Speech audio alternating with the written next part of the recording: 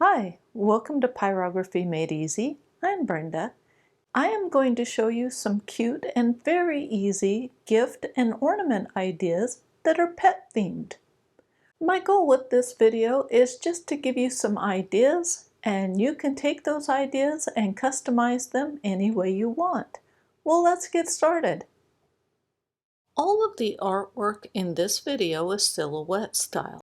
You can find numerous images on the internet. You can search for ideas that you might want to try. Another option is to use stencils. There are numerous sets available to choose from. These are some examples from the cat-themed stencils I ordered. Unfortunately, the dog-themed stencils did not arrive in time for this video. I bought some wooden picture frames that could be positioned either vertically or horizontally. Before I started burning, I secured the stand using a piece of tape. This kept it from flopping open when I repositioned the frame. Afterwards, I selected a stencil that easily fit the frame.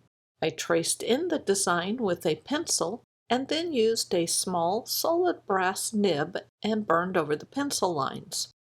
Then I burned really small circular motion adjacent to those pencil lines to create a thick band of color around the edges of the design.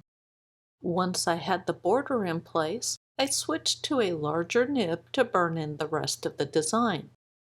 I'm using a craft burner to prove that you do not need a fancy burner for the artwork in this video. Because I am a lot more comfortable with my wire tip nibs, I will be using my coal wood for the rest of the video.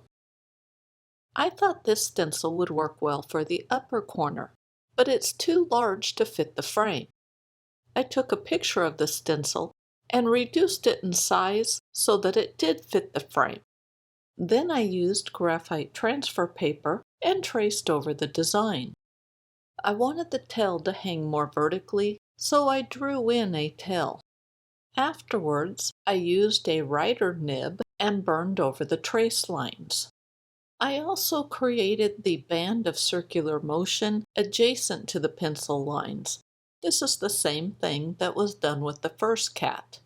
Afterwards, I switched to a shader nib and burned in the rest of the design. One of the stencils had this little tuna can. I thought the little fish design would look good in the corners. I also wanted paw prints along the sides of the frame. Unfortunately, the paw prints with the cat stencils were too large, so I drew in some paw prints using a pencil. After all of the design features were in place, I burned over them using a writer nib. Here's how it turned out. I left room at the top and bottom of the frame where a name or a date could be placed. I showed this to Todd, and he thought the cat in the upper left corner looked weird, so I reburned over it and removed almost all of the gaps, and that looked a lot better. Here's a close-up of the final results. Frame 2 is almost identical to frame 1, but frame 2 is horizontal. Plus it has a couple of different design accents. I'm just going to cover the design accents. Accent 1, fish bones. I forgot to record the first part, so I added a fishbone to frame 1 and recorded that. Use the fish stencil, then draw a slightly curved vertical line for the head and the tail. Draw a horizontal line down the middle of the fish and add a couple of ribs. Afterwards, burn it in with a writer nib. Accent 2 came from the cat bowl stencil, and the only modification I made was to add whiskers. The last accent change was the little heart that I got from a paw print stencil. Here's a close-up of how the frame turned out. Frame 3 began by comparing printouts of the same in different font styles to see which one I liked. I used a word processing app to do the printout. Afterwards, I traced the wording onto the frame using graphite transfer paper. Then I added the accents. My inspiration source had a dog bone in the corner. Lacking a dog bone stencil, I just drew one in. You could easily make this frame cat-themed. Instead of a dog bone, draw in a fish or a cat bowl or a cat toy, etc. I decided I wasn't going to include a name in the dog bone. That said, if you want to personalize your frame, please do so. Here's a close-up of the final results. My last picture frame features a heart cutout. I found a saying I liked and arranged it on the board. There isn't anything new or unique about this process, but I do want to show you the paw trail. Some of the paw prints were too tiny for a standard writer nib, so I used a very small micro writer that I made from a wire tip nib. I'll put a link to that tutorial in the video description. If you're using solid brass type nibs, I would pick something that has a really fine point, like the examples on the inset photos. I added some paw prints underneath the heart using a stencil. The one on the left had room to be much larger, so I drew bigger shapes around the stencil design. The last thing I want to mention about burning in this frame is that I used uniform strokes instead of circular motion. Uniform strokes creates a smoother looking burn result, but it takes more time and patience to do, and you really need to use a light hand pressure. Make sure to keep the cardstock picture example from the frame. Use this as a template to cut out the photo you want to use, and then place it behind the photo to give the photo support and keep the photo in place. Here's a close-up of the final results. As you can see, there is room for personalization above the heart. The cat on the left was created using circular motion, and uniform strokes was used on the right one. The circular motion board is pretty bumpy looking, especially compared to the uniform strokes board. There isn't anything wrong with either burn result. I only point this out because some of you want the board to look smooth, and others don't care. Regardless of which one you prefer, make sure you use a light hand pressure when burning. A heavy hand pressure can make the board bumpy looking with any burn stroke you use. Carbon buildup can happen quickly when burning dark. To remove, just rub the nib over a piece of paper. No need to turn off the heat for this. Notice how much smoke is being generated as I burn. Also, look at how the board adjacent to where I am burning is beginning to discolor. This is overburn. It is a sign that the heat is set too high on your burner. To prevent this, turn down the heat on your burner. Notice how much cleaner the burn results are after I turn the heat down on my burner. To remove overburn, rub over the area with a sand eraser. Sand erasers are also called ink pen erasers. They are pretty abrasive, so you might need to reburn over a few spots to darken them back up. I bought a set of 120 wooden ornaments on Amazon. I secure one of the ornaments to the board using a piece of tape that I formed into a loop. Then I selected a stencil, but I thought it was a touch too large for the ornament, so I took a picture of it and printed a smaller version. For some reason, I didn't like the cat silhouette that came with the stencil, so I used an image from another stencil.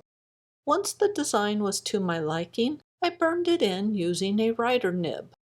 The other alteration I made from the stencil was to add some starburst and little dots in the background. That was just to help fill in some of that empty space. Here's a close-up of the final results. Ornament 2 is a reverse of Ornament 1. It started out the same way. I traced in the design, made any modifications I want with a pencil, and then burned in the design. The difference is that I burned the background around the design. I did not burn over the stencil design. Because I had a large area to burn in, I used a shader. I made sure to keep the nib in optimal position when burning. This means that the front edge of the shader is placed on the edge of the design. The body of the shader is always placed over the background. This keeps the stencil design crisp and clean. Well, mostly clean. I can see there's a little overburn in a couple of spots. Here's a close-up of the final results. And here's a side-by-side comparison of the two styles. As I said earlier, my dog stencils did not arrive in time for this video. Most of the dog images I used I found on the internet.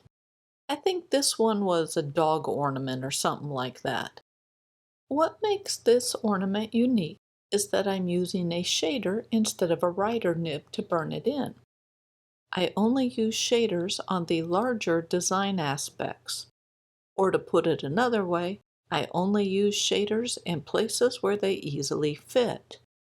If the design is too small, then I use a writer nib. I'm only showing you this so that you know there are options besides a writer nib. That said, use what you feel comfortable with. As I am looking at the ornament, I would leave off the line that connects the moon and the star. The actual ornament may have needed it, but this artwork does not. Here's a close-up of the final results. Ornament 4 uses a not-so-great photo of one of my relative's dogs. I'm tracing around the outer edges of the puppy's body. Then I added wings using a stencil from a set of Christmas-themed stencils. Afterwards, it was a matter of burning in the design. The hardest part of this ornament was leaving thin white lines, aka unburned lines, to define the features of the dog. Are the unburned lines necessary? Probably not. It is up to you if you want to try to include them on your ornament. Here's how the ornament looks right now, and the dog is in desperate need of a nose. So I used a white colored pencil and drew in a little heart shape for the nose. Then I used a sharp-tipped knife and scraped around the edges of the heart. I also cleaned up some of the white lines and fixed one of the eyes. Here's a close-up of how the ornament turned out. As these examples show, you can add angel wings to any pet silhouette. With Ornament 5, I was after a stained glass effect. Begin by burning in the pet silhouette of your choice. Then draw a bunch of geometric shapes on the background. Afterwards, use a writer pen tip and burn over the pencil lines. My original intent was to add color to this. Once I was done with the pyrography, I thought the ornament was rather striking. Here's a close-up of the ornament. I'm unsure about adding color, so I used a photo editing tool to test out some ideas. What do you think? Color or no color? I used the center design from this group of dog silhouettes and burned it onto an ornament. Then I used a spray marker gun and added green coloring around the edges of the ornament. Here's a close-up of the final results. With Ornament 7, I used a stencil from the Christmas collection. It said Joy and had a nativity scene in the center of the O. I omitted the nativity scene and put a paw print instead. After the design was burned in, I covered the paw print area with Scotch tape. Then I cut away the excess tape using a sharp knife. Afterwards, I used a spray marker gun and applied red over the ornament. It took several layers to get it as dark as I wanted. Once I was done, I peeled off the tape over the paw print, and here is a close-up of the ornament. I traced in a whimsical cat design using one of the stencils, and then I burned it in. The only thing I want to mention about burning it in is that I removed all of the gaps along the outer edges of the cat. To put that another way, there is one continuous solid line along the outer contours of the cat. Next, I used a Prismacolor brand white colored pencil and colored over the ears. I layered light peach over the white. With the body, I applied orange. I did apply a super light layer of orange over the chest, but I did not color in the cheeks. Next, I layered white over all of the cat's body except the tongue and lower lip. By the way, I avoid coloring over the pyrography. I want the pyrography to stay as dark as possible. Then I added another layer of orange. None of these layers of colored pencil are heavy. They are all light layers. This was followed by one more layer of white. Afterwards, I used a blending stump or a tortillon and rubbed over the color to smooth and blend it. I used the light peach color on the tongue. Lastly, I used warm gray 20% on the background, just to reduce how bright it was. Here's a close-up of the ornament. This last ornament uses a photo. I first checked to see what size of circle stencil fits best for my ornament. Then I used the stencil on the dog printout. Afterwards, I carefully cut out the image.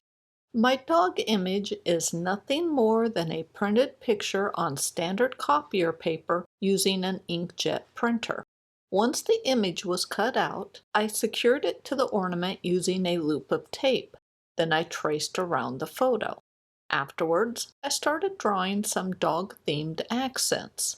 I didn't care for how that looked, so I erased them and used a couple stencils that had different sized snowflakes. Next, I burned in the snowflakes. I added some small embellishments to the larger snowflakes, but nothing too fancy. With the smaller snowflakes, I simplified the image by creating triangular points at the end instead of the rounded knobs.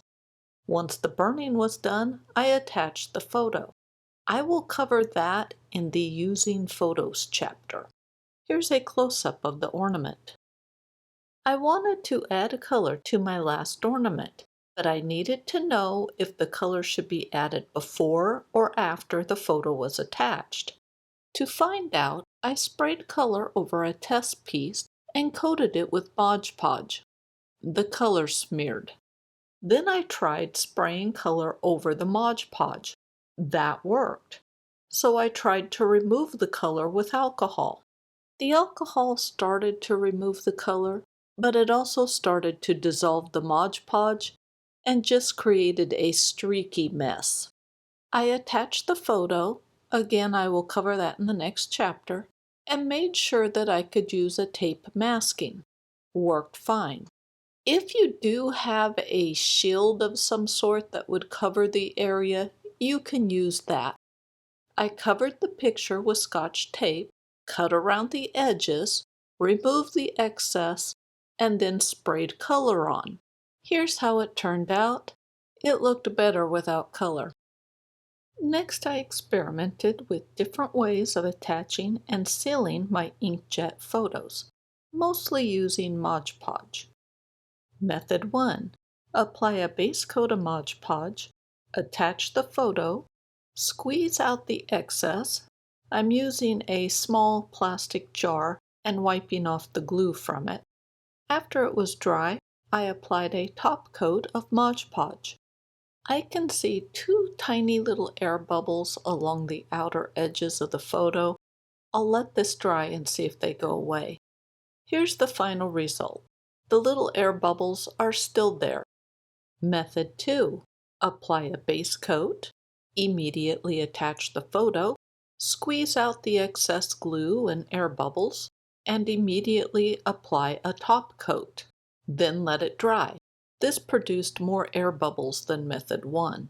Method 3. Apply a base coat, attach the photo, squeeze out the excess glue and bubbles, let dry, and then spray polyacrylic as the top coat.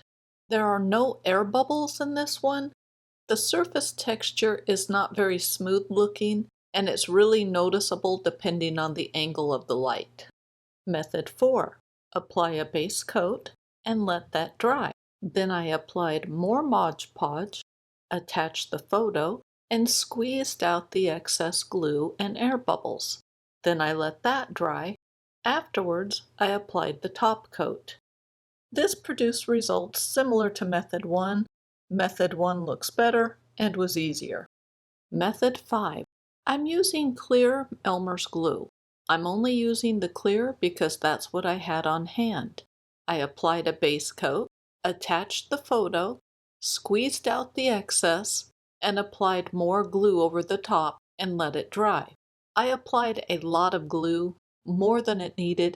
It took 5 to 6 hours to dry. The Mod Podge took about 30 minutes. The good thing is, no air bubbles. Also, Elmer's glue is a lot cheaper than Mod Podge or polyacrylic. The downside is, depending on the light, the texture looks pretty rough. The Mod Podge I used was hard coat. It's designed for furniture. There are other Mod Podge styles that would probably be better than this, but I had this on hand. The instructions tell you to sand between coats and to polish when you're all done. Be aware, I did not do any of that. That's why my finish doesn't look real smooth. I bought a set of 30 wooden blocks that measure 3 inches square and 1/4 inch thick. Then I printed a design to fit the block and traced it onto the board using graphite paper. Afterwards, I burned in the design. Next, I added a little paw print inside the heart area and burned that in. Then it was a simple matter of attaching a magnet to the back of it, and the refrigerator magnet is ready to go. My next refrigerator magnet uses an inkjet print photo. I traced the outline of a block onto the photo. Then I cut out the photo and attached it to the wooden block using Mod Podge Method 1. For some reason, I decided to carve out the area where the magnet would sit. I used my customizer engraver for this. It was time-consuming, and my results were far from smooth. Regardless, the sticky glue dot kept the magnet in place. Another refrigerator magnet is completed. I placed the magnets on my refrigerator and opened and slammed the door a couple times just to see if they fell off. And they didn't. They didn't even move around. I have some 5-inch square wooden tiles on hand, so I printed out a design to fit one of them, traced the design onto the board, and burned it in. Be aware that 5 inches is a bit large for a coaster, but like I said, this is what I had on hand. After the pyrography was done, I sealed the coaster with 5 coats of polyacrylic. The sealing process is covered in another chapter. Next, I attached a pre-cut self-adhesive piece of cork. The cork is 4 inches square, so it's a bit small, but I had it on hand, so that's what I used. I had a piece of scrap leather. I traced around a cork tile and then cut out that shape. Always use a sharp knife and a metal straight edge for this. Or you can buy pre-cut coasters. I'll put a link in the video description to a place that sells them. Next, I attached a design printout using paper tape. Paper tape is also called first aid tape. It is a low adhesive tape that won't mar the surface like Scotch tape does. Use a light hand pressure when tracing to keep from embossing the design into the leather surface. I've secured the leather to a heat-safe board. Nearby, I have a piece of scrap leather to test the nib heat on. I recommend that you do the same. Because leather has such a soft surface, it is really important to use a light hand pressure when burning, especially when you're using small nibs like a writer nib. The reason a light hand pressure is so important on leather is that it will help keep the nib from sinking down into the leather surface. Anytime I change nibs, I am testing the nib on the scrap leather and adjusting the heat by little increments until I get the results I'm after. There are two major differences between burning on wood and leather. The first difference is heat. Wood requires a much higher heat than leather does. The second difference is grain. Wood has grain in one direction and it's easy to see. Leather doesn't. Leather can have multiple grain directions. So far, I have not been able to see the grain. Sometimes I'm burning along and the leather surface feels like it's resisting the nib, or it starts to look like it's tearing a little bit. That is often a sign that the grain changed directions. When this happens, I burn in a different direction, most often the opposite direction. That usually resolves the problem. To fix small mistakes, and very gently scrape away the burn marks. Let's talk leather weight. Everything I read says that coasters should be at least 7 ounces in weight. This is 2.78 millimeters. Also, only burn on veg-tanned leather. The chemicals used in chrome-tanned leather can be very toxic. Don't burn on that type of leather. Once the pyrography was done, I attached a cork backer. One side of the cork was a touch long, so I cut that off and sanded the edge to smooth it out. As you can see, the leather I used for the coaster is too thin. To seal the leather, I brush on Resin. After it dries, the leather surface is water resistant. Notice how the water quickly absorbs on this scrap piece of leather. The water beads up on the sealed coaster. If the water is left long enough, it will absorb in. The dark mark on the leather is a scrape mark. From what I don't remember. It wasn't that noticeable before the finish was applied, but it's very noticeable after. Let's make a sign. This is a great project for narrow boards. I've enlarged a photo of one of the cat-themed stencils. I marked the center line for each letter.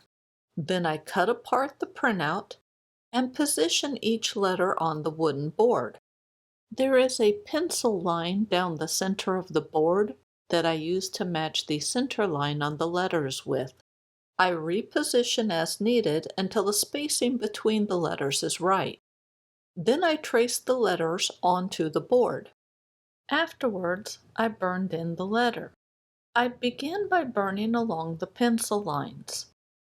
I recommend turning the heat down on your burner. That way if a mistake is made, it will be easier to fix. My burner is set too high. When burning along the straight lines, keep your hand or your wrist supported. That will make your lines steadier. One of the most important things is to always pull the pen tip down towards yourself. I do have a video about using different items to help burn straight lines. I will put a link to it in the video description. After the trace lines are burned over, then rub over the area with a pencil eraser to remove any excess graphite and any guidelines. Then use the shader of your choice and start burning in the letters and designs.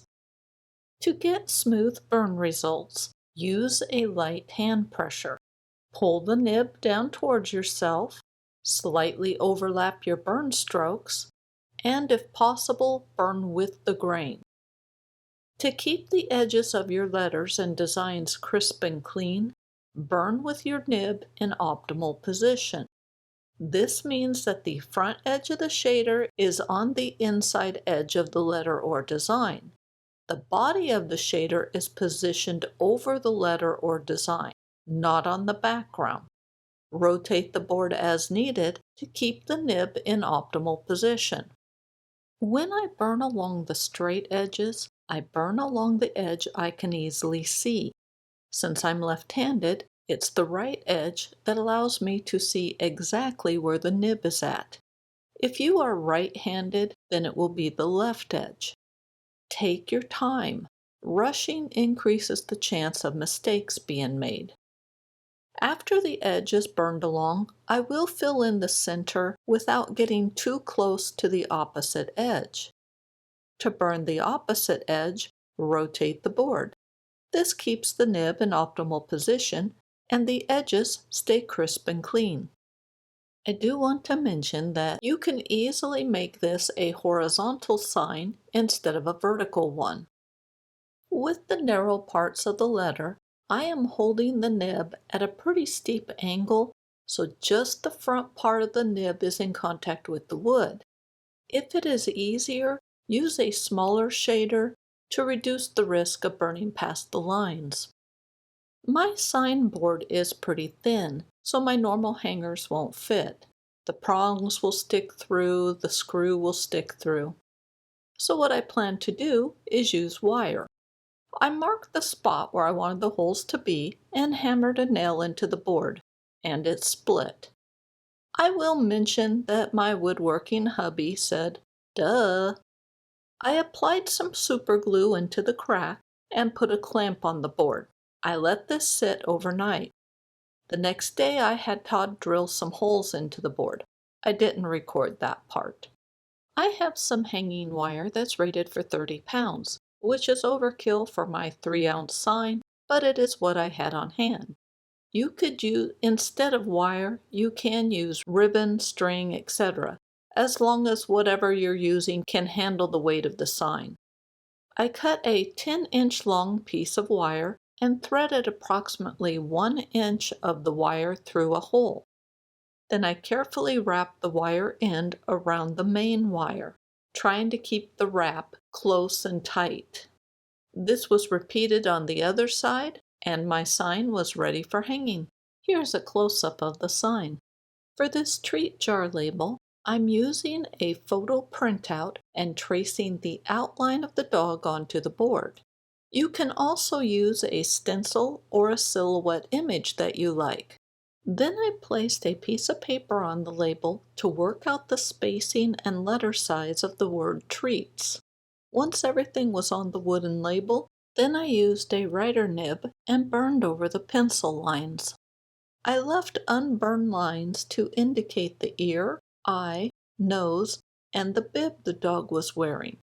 If you're using a photo, it is up to you if you want to do the same or make everything solid. Either way, it will look good. Where space allows, I use a shader to quickly fill in larger areas. I rotate the board as needed and keep my pen tip in optimal position as I burn. I used a hobby chisel from a carving kit I have and removed the hanging knob on top of the ornament. Then I sanded the edge to smooth it out. Next, I took a piece of thin ribbon and threaded it through the openings at the top of the label. Then I secured the label to a jar. I used a regular canning jar since that's what I had on hand, but one of those hinged lidded jars would be great for this. I used a big paw print stencil and traced it in. Then I wrote the word treats on a piece of paper and traced it to the paw pad area on the label. Next, I burned over the paw print pencil lines. I did not burn over the letters. Afterwards, I used an embossing tool and pressed it firmly over the letters.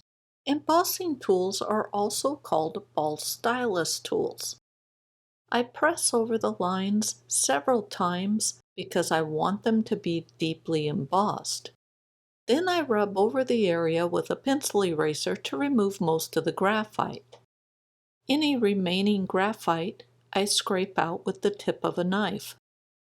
Now it's pyrography time. Burn right over the letters. If you didn't engrave the letters deep enough, then I would avoid burning over the letters. If need be, use the tip of a sharp knife and scrape any char marks from the letters. Other than that, there is nothing different or unique about burning in this design. Like before, I use a chisel and score along the top hanging knob. Afterwards, I sand over the edge and then add ribbon and attach it to a jar. Just the empty jars make a cute gift, or you can fill the jars with treats and give them to the recipient. I'm using Minwax polyacrylic in semi-gloss finish. I'm spraying a very light layer over all of the wooden items. I let everything dry for 30 minutes, then I lightly sand it with 220 grit sandpaper to slightly scuff the surface. This will help subsequent layers bond better. These instructions are on the back of the can, and that's what I'm following. Then I wiped over everything to remove the dust. Then I repeated the whole process. On the front, everything received 3 layers. On the back, I sprayed 2. With the exception of the coaster, the front of that received 5 layers. Well, that is it for this video. I hope I was able to give you some ideas that you would like to do. Please like this video and subscribe to my channel. That would really help me out. Well, thank you so much for watching, and I will see you soon.